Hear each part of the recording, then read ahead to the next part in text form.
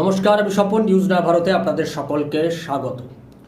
শুভেন্দু অধিকারীর পূর্ণাঙ্গ মন্ত্রিসভা গঠিত হয়ে গেল। সেই পূর্ণাঙ্গ মন্ত্রিসভাতে কারা কোন পদে আছেন আমি সেগুলোই একটু বলে দেবো। প্রথমে পূর্ণ মন্ত্রী কারা তাদেরকে বলবো, তারপরে প্রতিমন্ত্রী কারা তাদেরকেও বলে দেবো, আর তারপরে তিনজন স্বাধীন দায়িত্বপ্রাপ্ত প্রতিমন্ত্রী হয়েছেন, সেই তিনজনের নামও আমি বলে দেবো শেষে।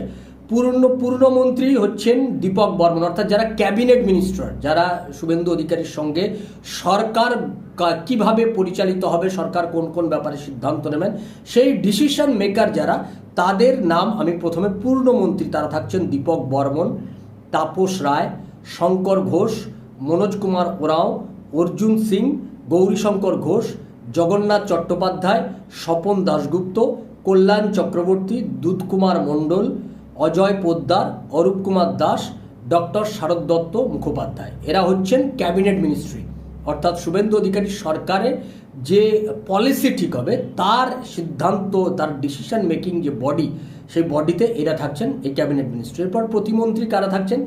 জুয়েল মুর্মু, হরেকৃষ্ণ বেরা, আনন্দময় বর্মন, অশোক দিন্দা, নদিয়ার চাঁদ বাউরি, বিশাল লামা, দিবাকর ঘরামি, শান্তনু প্রামাণিক, পূর্ণিমা চক্রবর্তী, মৌমিতা বিশ্বাস মিশ্র, উমেশ রায়, কৌশিক চৌধুরী, ভাস্কর ভট্টাচার্য, কলিতা মাঝি, বিরাজ বিশ্বাস, দীপঙ্কর জানা, সুমনান সরকার, অমিয় কিস্কু, গার্গী দাস ঘোষ। আর স্বাধীন দায়িত্বপ্রাপ্ত তিনজন রয়েছেন, মালতী রাভা রয়, রাজেশ মাহাতো, আর একজন রয়েছেন ইন্দ্রনীল খাঁ বলে একজন আছেন। এই তিনজন টোটাল নিয়ে এই হচ্ছে পূর্ণমন্ত্রী আর প্রতিমন্ত্রী যারা, তারাই মূলত এই সরকার পরিচালনার ক্ষেত্রে তাদের বিরাট গুরুত্বপূর্ণ ভূমিকা থাকে। আমি সেই তালিকা আপনাদেরকে বলে দিলাম। এই তালিকা অনুযায়ী আপনারা আগামী দিনে যারা দায়িত্ব পালন করবেন, ফলে যাদের যাদের যেখানে যেখানে সমস্যা হবে, মন্ত্রীদের নামের তালিকাও আপনারা কদিন পরে কার কাকে কোন দায়িত্ব বন্টন করা হলো, শুভেন্দু অধিকারী দায়িত্ব তাদের বন্টন করে দেবে। সেই দায়িত্ব বন্টনের পর আপনারা জানতে পারবেন যে কোথায় কোন সমস্যা হলে কোন মন্ত্রীর কাছে আপনাকে পৌঁছে যেতে হবে।